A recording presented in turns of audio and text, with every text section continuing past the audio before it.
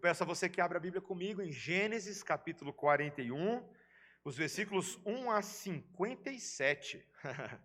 São 57 versículos. Então, prepare-se aí, nós vamos ler juntos e aprender nessa manhã. E o diácono Guilherme Brandão me lembrou de uma oração que eu não fiz, o nosso irmão Carlos. Não sei se os irmãos estão sabendo. Carlos, que canta aqui no louvor com a gente. Ontem ele lá nos esportes, lá no jump, ele acabou quebrando o pé dele. E a gente está muito triste com isso, porque ele vai ter que fazer uma cirurgia, chegou a ser internado. Então, quando nós formos daqui a pouco orar aqui pelo nosso sermão, nós vamos aproveitar e incluir o Carlos também na nossa oração. Irmãos, vamos prestar bastante atenção nessa leitura. Esse texto de hoje é muito rico e nós queremos ouvir a voz do Espírito Santo de Deus, que assim registrou para nós. Passados 2 anos completos, Faraó teve um sonho. Parecia-lhe achar-se ele de pé junto ao Nilo. Do rio subiam 7 vacas formosas à vista e gordas, e pastavam no carriçal. Após elas subiam do rio outras 7 vacas, feias à vista e magras, e pararam junto às primeiras, na margem do rio. As vacas feias à vista e magras comiam as 7 formosas à vista e gordas. Então acordou o Faraó.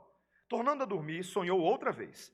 De uma só haste saíam 7 espigas cheias e boas. E após elas nasciam 7 espigas mirradas, crestadas do vento oriental. As espigas mirradas devoravam as 7 espigas grandes e cheias. Então acordou o Faraó. Fora isto um sonho. De manhã, achando ele-se de espírito perturbado, mandou chamar todos os magos do Egito e todos os seus sábios, e lhes contou os sonhos, mas ninguém havia que lhe os interpretasse. Então disse a Faraó, o copeiro-chefe: lembro-me hoje das minhas ofensas. Estando Faraó muito indignado contra os seus servos, e pondo-me sob prisão na casa do comandante da guarda, a mim e ao padeiro-chefe, tivemos um sonho na mesma noite, eu e ele. Sonhamos, e cada sonho com a sua própria significação. Achava-se conosco um jovem hebreu, servo do comandante da guarda. Contamos-lhe os nossos sonhos, e ele nos interpretou, a cada um segundo o seu sonho. E como nos interpretou, assim mesmo se deu. Eu fui restituído ao meu cargo, o outro foi enforcado. Então Faraó mandou chamar José, e o fizeram sair à pressa da masmorra. Ele se barbeou, mudou de roupa, e foi apresentar-se a Faraó.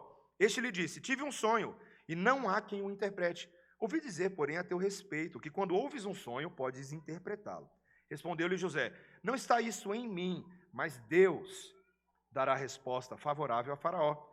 Então contou Faraó a José: no meu sonho estava eu de pé na margem do Nilo, e eis que subiam 7 vacas gordas e formosas à vista, e pastavam no carriçal. Após estas subiam outras vacas fracas, muito feias à vista e magras. Nunca vi outras assim disformes em toda a terra do Egito. E as vacas magras e ruins comiam as primeiras 7 gordas.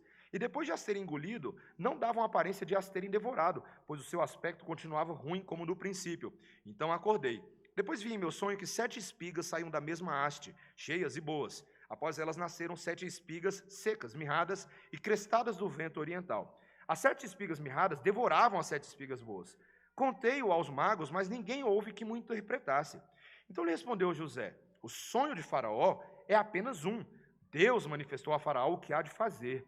As 7 vacas boas serão 7 anos. As 7 espigas boas também 7 anos. O sonho é um só. As 7 vacas magras e feias que subiam após as primeiras serão 7 anos, bem como as 7 espigas mirradas e crestadas do vento oriental serão 7 anos de fome. Esta é a palavra, como acabo de dizer a Faraó, que Deus manifestou a Faraó que ele há de fazer. Eis aí vem 7 anos de grande abundância por toda a terra do Egito. Seguir-se-ão 7 anos de fome, e toda aquela abundância será esquecida na terra do Egito, e a fome consumirá a terra, e não será lembrada a abundância na terra em vista da fome que seguirá, porque será gravíssima. O sonho de Faraó foi dúplice, porque a coisa é estabelecida por Deus, e Deus se apressa a fazê-la. Agora, pois, escolha Faraó um homem ajuizado e sábio, e o ponha sobre a terra do Egito. Faça isso, Faraó, e ponha administradores sobre a terra, e tome a 5ª parte dos frutos da terra do Egito nos 7 anos de fartura. Ajuntem os administradores toda a colheita dos bons anos que virão, recolham o cereal debaixo do poder de Faraó, para mantimento nas cidades, e o guardem. Assim o mantimento será para abastecer a terra nos 7 anos da fome que haverá no Egito, para que a terra não pereça de fome. O conselho foi agradável a Faraó e a todos os seus oficiais.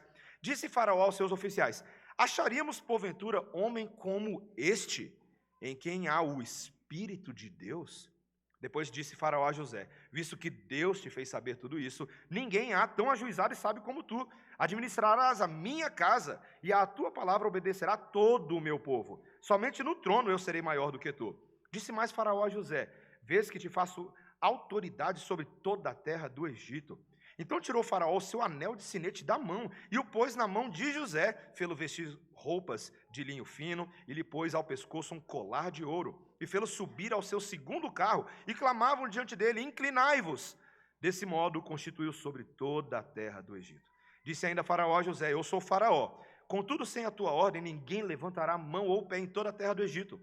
E a José chamou o Faraó de Zafenate Paneia, e lhe deu por mulher a Azenate, filha de Potífera, sacerdote de On. E percorreu José toda a terra do Egito.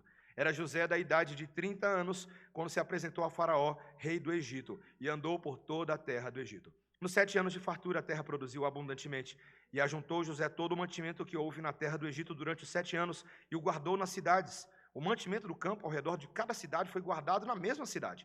Assim ajuntou José muitíssimo cereal, como a areia do mar, até perder a conta, porque ia além das medidas. Antes de chegar à fome, nasceram 2 filhos a José, os quais lhe deu Azenate, filha de Potífera, sacerdote de On.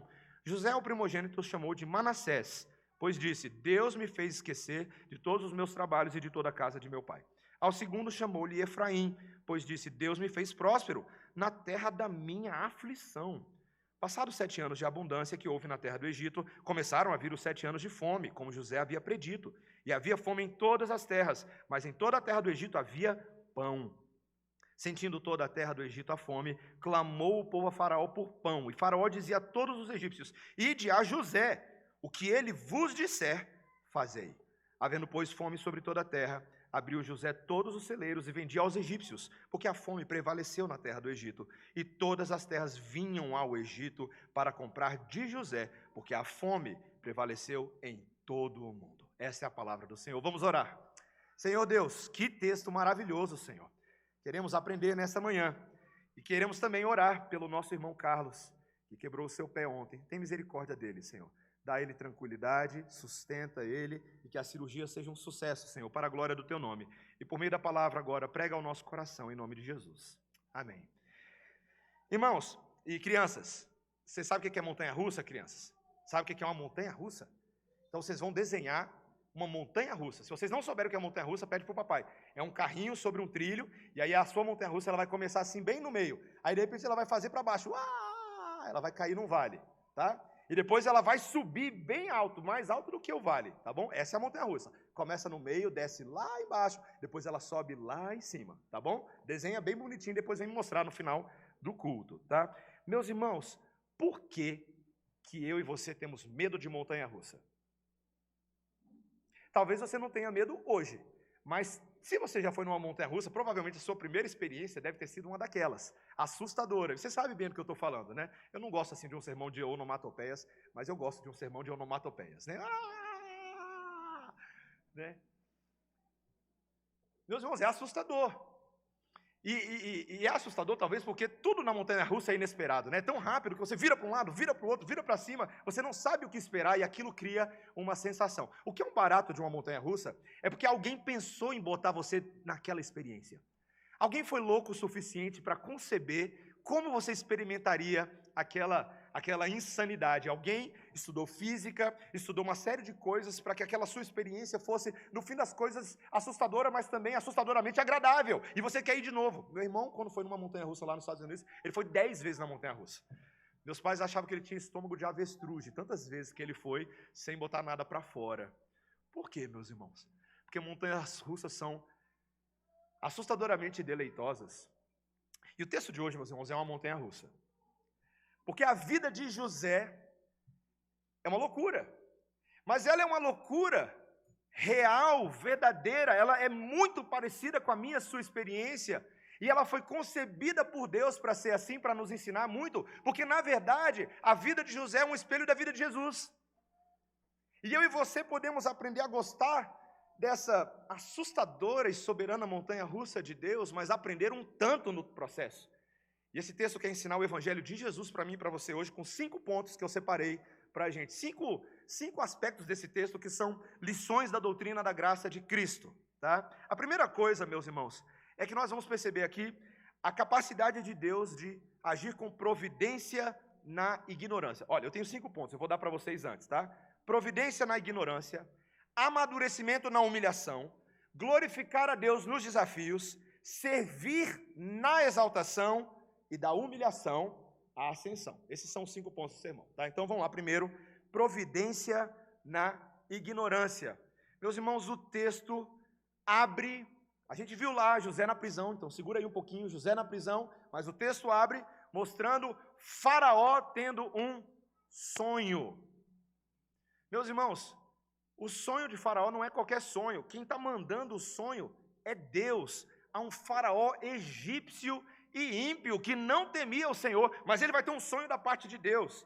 E esse sonho é esse sonho aí, né? Que é um sonho em 2 partes. Primeiro, né, ele estava ali às margens do Nilo e de repente 7 vacas gordinhas e fofinhas saem para pastar entre os juncos, mas depois vem as vacas canibais, que é a única forma que eu vejo esse texto. Aí vem as vacas magras, só pele e osso, e elas saem e eles devoram as vacas gordinhas e fofinhas, e Faraó acorda assustado.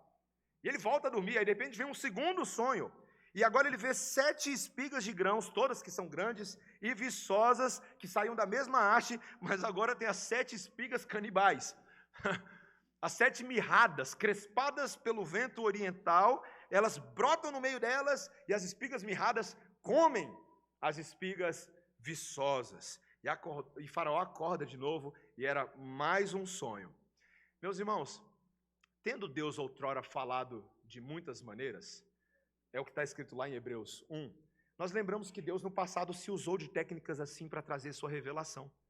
E o que me fascina é que ele não está fazendo isso em relação a um dos seus profetas, porque é típico a gente ver profetas de Deus recebendo sonhos na Bíblia, mas o Faraó está sendo incomodado por Deus. E o Faraó é colocado nessa posição para ele ir até os seus magos e falar: alguém me ajuda, alguém interpreta para mim. Mas não havia, em toda a terra do Egito, nenhum mago que pudesse interpretar. Você já viu esse tipo de coisa antes na Bíblia, não é?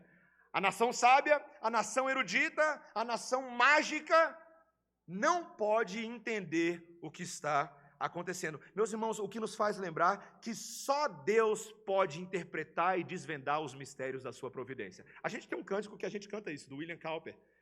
Aquele cântico, meu Deus, confia em ti, misteriosos feitos são. Só Deus pode fazer. Por isso que os homens do mundo, os eruditos deste século, não entendem bem algumas coisas da providência de Deus. Eu lembro que eu estava lendo um livro alguns anos atrás, chamado Homo Deus.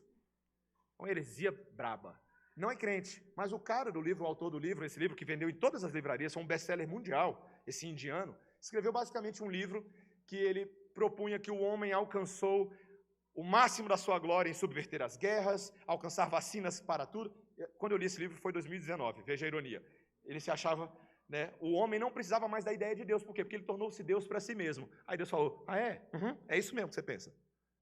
Pum, toma Covid na cabeça de vocês. Pum, toma pandemia. E o homem fica, o que aconteceu? E não vai entender. O homem sem Deus não vai entender essas coisas. Porque ele precisa de Deus. Ele precisa se submeter, reconhecer Deus. E enquanto ele não tiver esse referencial, não vai acontecer. Então não espere sabedoria e erudição e iluminação de pessoas que não têm o temor do Senhor. Não espere. Mas Deus, então, nesse momento, que mostra uma providência no meio da ignorância desse povo, ele vai ativar o modo José de ação. Esse é o segundo ponto, tá? A gente vai ver agora um homem que estava amadurecendo na humilhação. Corta a cena, segundo ponto, amadurecimento na humilhação. Agora, de repente, o copeiro, o chefe, que estava ali com o Faraó, ouvindo aquela história, fala assim, Faraó, me permite uma palavrinha. Eu lembrei de uma coisa aqui. Você lembra quando você me colocou na prisão por causa do que eu fiz? Né? Eu sei o que eu fiz. Né? O Faraó tinha ficado indignado e o copeiro-chefe e o padeiro-chefe foram parar na prisão. Mas lá na prisão, eles tiveram um sonho, mas eles conheceram ali, que o texto fala, versículo 12, um jovem hebreu, que já estava trabalhando para o chefe da prisão, um jovem hebreu. E aí eles contam o sonho para o jovem hebreu, cada um conta o seu sonho, e o jovem hebreu vai lá e interpreta o sonho de cada um desses homens. Que fantástico, né, meus irmãos? Lá no meio da prisão. E os caras ficaram felizes, bom, um deles pelo menos, né, porque um ia ser restituído e o outro ia morrer enforcado, e aconteceu isso, né? Mas o copeiro-chefe, que teve o seu sonho interpretado, a alegria de saber que ele ia voltar a trabalhar para o faraó, ele volta a trabalhar para o faraó, mas ele deixa José mofando na prisão, porque ele se esqueceu de José. Meus irmãos, José sofreu 13 longos anos de sofrimento na prisão, sem ter feito nada para merecer isso. Sabe aquelas histórias loucas que a gente ouve de vez em quando, de gente que foi colocada na prisão de fato inocente e era inocente, e depois de um tempão se prova que era inocente? Mas no caso de José não deu nem para provar. Ele ia ficar lá por quanto tempo fosse necessário. E antes que você pense que isso é uma grande injustiça dos homens, e de fato era, humanamente falando, mas lembre-se que Deus quis assim. Então deixa eu escandalizar você. Deus amava tanto a José que queria que ele ficasse 13 anos na prisão. Aí você pensa assim, pastor, que loucura é essa? Por quê? De onde vem essa explicação? Meus irmãos, porque enquanto José estava na prisão, José estava sendo moldado por Deus.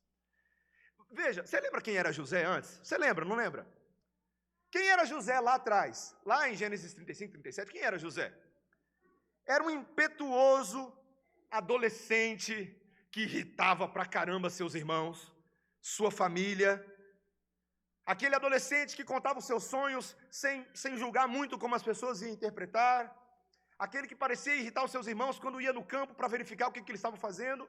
Meus irmãos, aquele adolescente estava sendo moldado por Deus.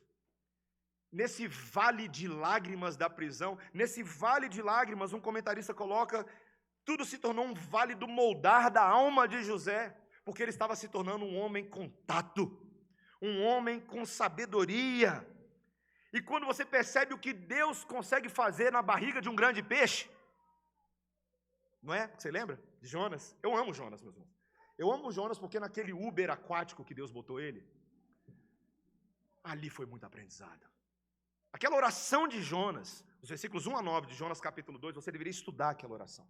Porque é o momento em que Jonas se volta não para suas preferências, não para o que ele queria, mas para Deus que o colocou e fez as águas de Deus e as algas de Deus passarem sobre a cabeça dele. Ele sabia que era Deus. Inclusive Jonas na barriga do grande peixe fala, ao Senhor pertence a salvação. Se o Senhor me livrar daqui, o que votei pagarei. Era lá, meus irmãos. Deus tantas vezes vai fazer a mesma coisa comigo e com você, e mais, não é desculpa para você ficar paralisado sem fazer nada, porque enquanto José estava na prisão, ele estava trabalhando, interpretando sonhos, ajudando o chefe da prisão, ele estava usando os dons dele na pior e mais periculosa e hostil situação para a glória de Deus. Que eu falei para você algumas semanas atrás, que a gente não tem desculpa para não fazer o que Deus nos dá para fazer, mesmo quando o chefe não é bom, quando a situação não é legal, quando o salário não está em dia, nós devemos a Deus o nosso dom, o nosso serviço, o nosso talento, não ao salário, não ao chefe, não a ninguém. A sabedoria vem do Espírito de Deus, que dá dons e habilidades para servir, e por incrível que pareça, esses dons e habilidades que foram usados na prisão seriam lembrados no tempo e na providência de Deus por um copeiro com amnésia que foi curado pelo Senhor na hora certa. E eu e você precisamos, por isso que a gente precisa. Eu falo para os jovens aqui da igreja, o jovem vira e fala assim, pastor, eu consegui um trabalho, mas o trabalho é ruim, não paga bem, o meu currículo não vai melhorar nada com isso. Eu falo assim, vai sim. Continua trabalhando, faz o seu trabalho direito, não importa se você é auxiliar disso ou você está fazendo aquilo, faça o que você está fazendo, porque é possível que Deus use alguém para reconhecer o que você está fazendo agora. E nessa escadinha da profissão, do trabalho, você consiga outras oportunidades melhor pelo que você está fazendo agora, e não pelo que você deseja fazer só no futuro. Sejamos honrados. E, detalhe, não há emprego pequeno aos olhos de Deus. Isso é muito importante. Não há emprego pequeno. Toda e qualquer vocação, como Lutero nos lembrou, baseado em 1 Coríntios 7, toda e qualquer vocação, mesmo ser escravo, quem é escravo em Deus, e deve fazer para a glória de Deus. Então, meus irmãos, Deus amadurece na humilhação, Deus aperfeiçoa, Deus dá paciência, Deus torna longânimo. E agora, em terceiro lugar, terceira cena, a gente vai ver agora José nos ensinando aqui nesse evangelho que a gente está vendo, a glorificar a Deus nos desafios. Porque, meus irmãos, abruptamente, então, Faraó manda chamar José, versículo 14, olha aí, versículo 14. E o fizeram sair à pressa da masmorra. Ele se barbeou, mudou de roupa e foi apresentar-se a Faraó. Meus irmãos, você já imagina? Você 13 anos na prisão e alguém... Oi? Faraó está te chamando. Faraó está te chamando. É, Faraó. Imagina, né? Muda a roupa, dá uma barbeada que você tem que ir agora. E de uma hora para outra, meus irmãos, José estava na presença do homem mais poderoso de toda aquela terra, que era considerado um deus para os egípcios. Ele se apresenta, e ali, meus irmãos, esse Faraó vira no versículo 15 e fala: eu tive um sonho, e não há quem o interprete, mas ouvi dizer, porém, a teu respeito, que quando ouves um sonho, pode interpretá-lo. Ah, meus irmãos, se fosse eu ficava metido demais na hora dessa. Eu ficava, chegou a nossa vez, chegou a nossa hora, é tempo de colher, é tempo de vitória. Ah, meus irmãos, eu ia ficar muito metido num momento como esse. Ah, rapaz, sou eu mesmo, é comigo que resolve esse negócio. Mas, meus irmãos, a resposta de José, no versículo 16, é de constranger, né? Olha o que ele diz. Respondeu-lhe José: não está isso em mim, mas Deus dará a resposta favorável a Faraó. Meus irmãos, que homem crente esse José estava se tornando na prisão. Em vez de roubar a glória de Deus e falar, é eu que vou resolver essa parada, porque o dom é meu, o talento é meu, não. Eu não tenho isso em mim, não é um poder que eu tenho, é Deus quem dará a você, Faraó, resposta. E ele nem fala assim, Deus vai dar a resposta a você e vai me usar. Não, ele só fala, é Deus quem vai fazer, a glória é de Deus. Deus é quem tem poder para te revelar isso, eu não tenho. Meus irmãos, a mentalidade de dons espirituais, a teologia de dons espirituais de José é assustadora. É assustadora. Porque ele reconhece Deus como um soberano maior do que o soberano Faraó. E ele faz dessa frase uma forma de sujeitar Faraó e colocar Faraó no seu devido lugar, delicadamente. Mas ele faz. Vocês perceberam no texto a quantidade de vezes que José mostra que o Senhor está por trás da habilidade notável dele de interpretações? Ao longo do capítulo inteiro, José dá crédito a Deus. Olha o versículo 25, olha aí. Ele fala assim, Deus manifestou a Faraó o que há de fazer. Olha o versículo 28, Deus manifestou a Faraó o que ele há de fazer. Olha o versículo 32, a coisa é estabelecida por Deus, e Deus se apressa a fazê-la. Olha o versículo 39, finalmente o próprio Faraó, que agora vai reconhecer a Deus, e diz, visto que Deus te fez saber tudo isso. Meus irmãos, José vai falando, é Deus, é Deus, é Deus. E ele interpreta o sonho todinho de Faraó. A minha tentação e a sua tentação, quando a gente lê esse texto e quer pregar esse texto e aplicar esse texto, é a gente falar da fome no Egito. E falar da fartura no Egito. E ficar só em cima de, meu irmão, minha irmã, vai ter 7 anos de fome na sua vida. Mas vai ter também 7 anos de fartura.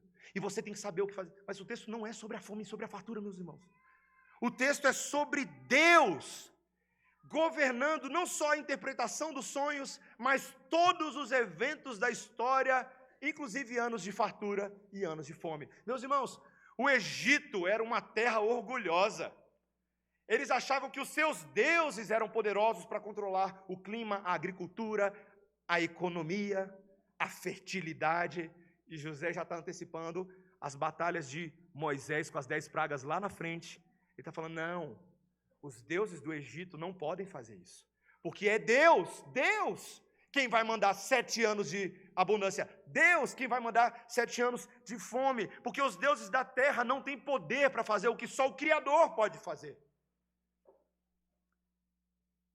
E essa profunda teologia de José, meus irmãos, que pega a soberania de Deus e os seus próprios dons e reconhece que tanto um quanto o outro vem de Deus. Meus irmãos, isso aqui é um exemplo. Eu queria que todo crente, eu queria que a minha vida fosse desse jeitinho que eu estou lendo aqui.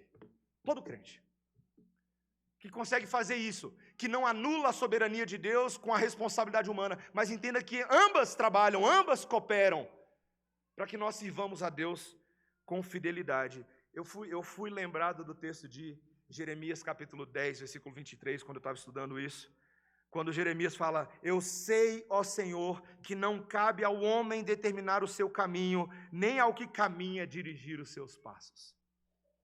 E até na hora de interpretar o dom de Faraó, meus irmãos, José reconhece que é Deus que supervisiona cada evento na vida do seu povo, até o último detalhe. Eu te pergunto, você crê nisso nessa manhã? Você entende isso? E você entende que até mesmo o seu trabalho, o seu serviço, deve ser um serviço não para glorificar as suas habilidades, seus talentos. Talvez você seja, meu irmão, e a gente tem aqui na igreja muita gente talentosa e habilidosa. Eu, como pastor, às vezes eu fico chocado. Eu vou conversando com as coisas que vocês estão fazendo, os projetos, as ideias, o empreendedorismo no qual Deus tem colocado cada um de vocês, e eu fico assim, caramba, que povo talentoso. Mas é uma armadilha pensar assim, né? Porque não é seu talento. Não é mesmo. O vídeo que você grava, a comida que você cozinha, os projetos que você arquiteta, os cálculos que você faz, o carro que você dirige. Não é você, meu irmão. Não é você, minha irmã. Dá a glória a Deus. A glória é do Senhor. E é por isso que você fica tão frustrado quando as coisas não saem do seu jeito, porque você acha que é você, mas não é você. Até quando não sai do seu jeito, é Deus que está fazendo, para ensinar você a depender mais dele do que de você. É assim, meus irmãos. Glorifique a Deus nos seus dons. Glorifique a Deus, porque quem glorifica a Deus, meus irmãos, vive de uma outra maneira. Esses dias eu peguei um Uber, estava vindo para cá, e foi muito bacana, porque os uberistas estão cada vez mais calados. Eles dirigem e você fica no banco de trás. Mas esse decidiu conversar comigo. E ele não sabia que eu era crente, então ele queria me evangelizar. E eu não falei que era crente, então eu deixei ser evangelizado. Que eu queria ver até um dia. Eu falei, é mesmo? Foi bênção, meus irmãos, foi bênção. No fim da viagem, quando a gente chega aqui perto da igreja, ele vira e fala, e assim, e eu vou te falar a verdade, eu só estou dirigindo esse carro aqui para falar de Jesus para você. Eu comecei a chorar, eu falei, aí eu tive que me revelar, glória a Deus! Porque ele percebeu que eu estava vindo para a igreja, ele falou, você está indo para a igreja? Eu falei, eu sou pastor dessa igreja aqui. Eu estou tão feliz de te ouvir falando isso, cara. Eu estava feliz que ele estava querendo usar o carro dele para me falar de Jesus. E eu estava feliz não só por isso, porque mesmo que ele não falasse de Jesus, mas ele era um motorista que dava seta, respeitava, e a ética dele também estava falando de Jesus para mim. Meus irmãos, a gente tem que glorificar a Deus com o nosso trabalho. Então, meus irmãos, o quarto lugar, quarta cena. Veja, eu quero que você acompanhe comigo, tá? Primeiro, a providência de Deus na ignorância dos ímpios, primeira cena. Depois, segunda cena, o amadurecimento de Deus na humilhação dos seus servos. Terceira cena, glorificar a Deus nos desafios. Quarta cena, servir com utilidade mesmo quando a gente está no topo. Servir com utilidade mesmo na exaltação. Meus irmãos, José então finaliza a interpretação do sonho falando, Faraó, você precisa escolher um homem experiente e sábio. Ele dá um conselho. Não fala que Faraó pediu conselho, não, tá? Mas José se sentiu na liberdade. Já que eu estou interpretando o sonho, deixa eu te falar uma coisa, Faraó. Tem que botar um homem inteligente à frente disso. Um homem que possa administrar o país, designar encarregados por todo o Egito, para que organizem os anos de fartura. E a minha dica para você, Faraó, é o seguinte, pega a quinta parte de todo o alimento que for produzido nesses 7 anos de abundância e coloca em cidades armazém. Pega as próprias cidades, vai criando depósitos nelas e vai alocando. Meus irmãos, José falou aquilo, não é porque ele estava pleiteando emprego, não, porque ele não estava em posição disso, ele era um prisioneiro. Mas ele falou aquilo porque Deus, o Espírito de Deus, o levou a contribuir com Faraó, que o colocou na prisão por meio de Potifar. Vocês percebem, meus irmãos? Eu fico escandalizado quando eu leio isso.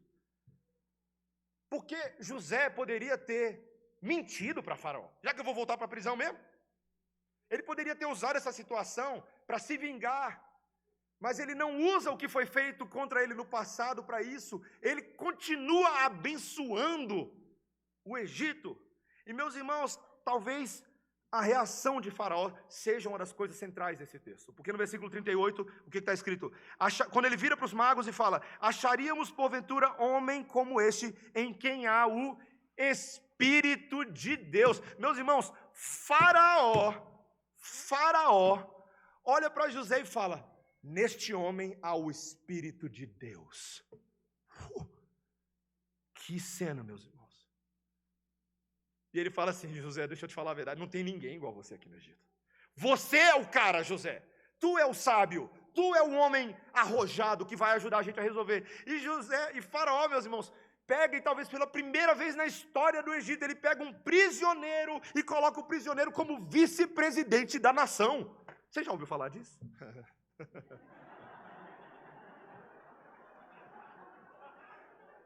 Eu não falei com essa intenção. Eu não falei com essa intenção.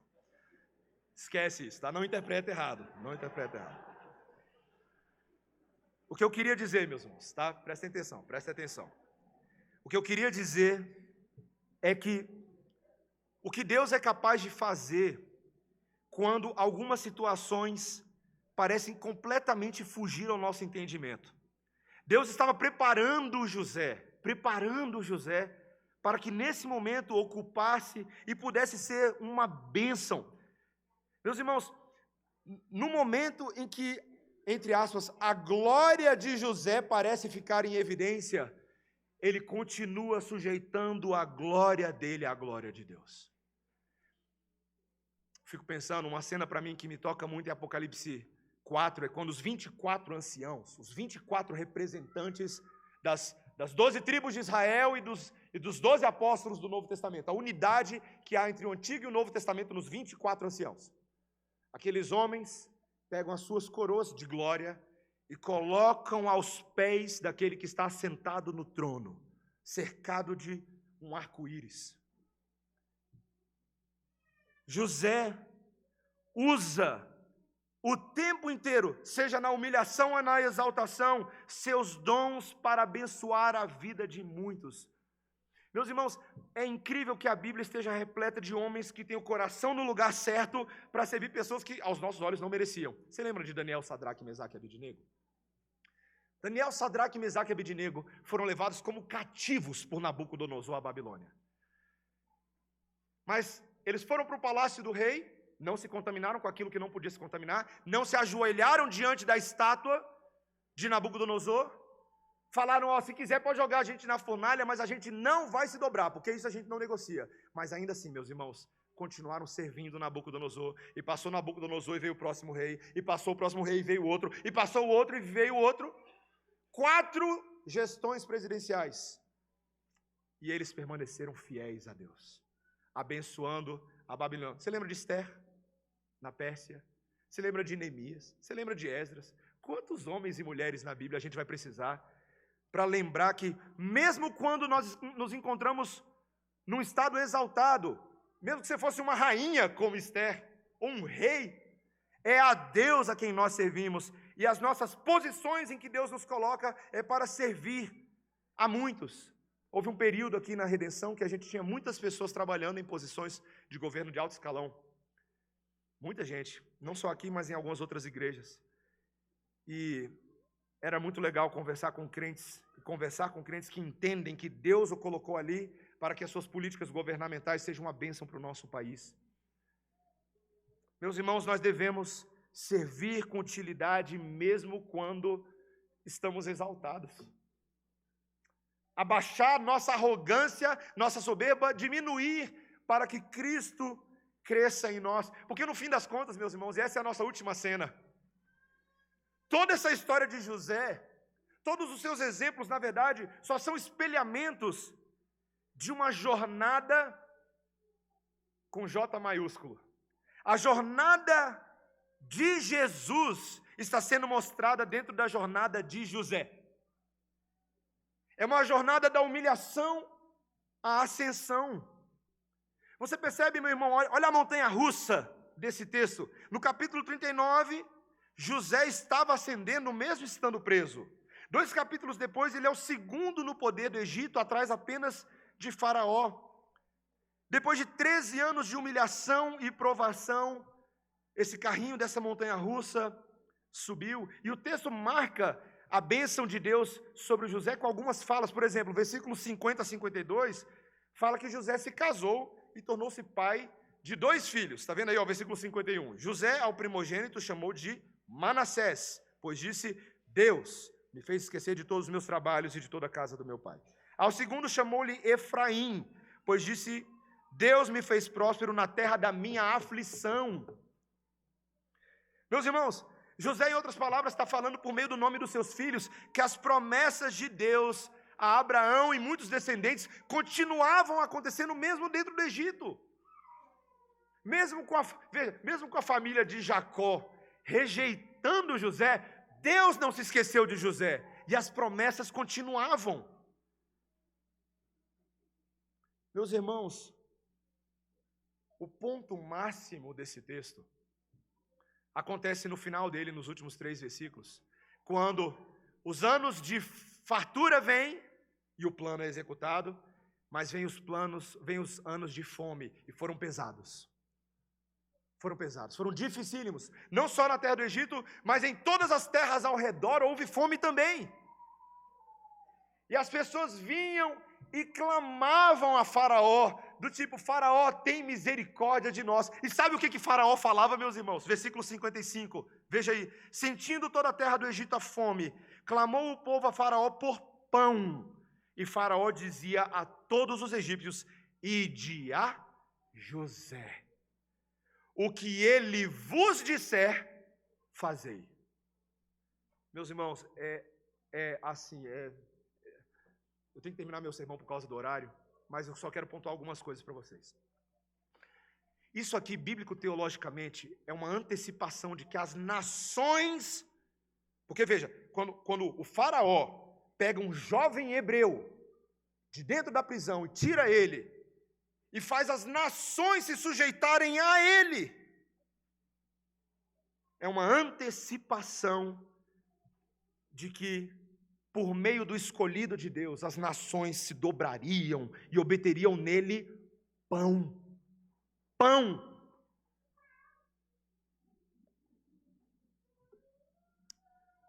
Lá em João 2,5, não precisa abrir, mas a gente tem a cena do casamento de Caná da Galileia, lembra? Quando Jesus foi chamado, convidado com a sua família para aquele casamento. E aí você lembra, o vinho foi servido e o cálculo talvez não tenha sido muito bem feito e acabou o vinho. E então, a mãe de Jesus fala com seu filho e de repente ela vira para os servos do casamento e ela fala para eles fazerem tudo o que Jesus lhes dissesse para fazer. A mãe de Jesus, como Faraó, estava apontando no caminho do novo José. Como se dissesse, o pão está nele, a redenção está nele. Eis o Cordeiro de Deus que mata a fome do mundo. Eis o Cordeiro de Deus que tira o pecado do mundo. E quando nós vemos essas palavras na Bíblia, nós estamos vendo José como um tipo daquele que viria, um tipo de Cristo, todos os dons de José, dom de profeta, dom de governante, dom de sacerdote, o tempo inteiro. José é um exemplo do Antigo Testamento desses 3 maravilhosos ofícios que nós teríamos em Cristo Jesus.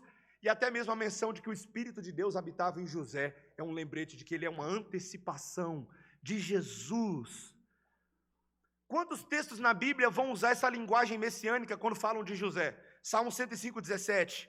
Adiante deles enviou um homem, José, vendido como escravo, cujos pés apertaram com grilhões, e a quem puseram em ferros, até cumprir-se a profecia a respeito dele e tê-lo provado a palavra do Senhor. O rei mandou soltá-lo, o potentado dos povos o pôs em liberdade, constituiu o Senhor na sua casa e mordomo de tudo que possuía, para seu talante sujeitar os seus príncipes e os seus anciãos à sua sabedoria.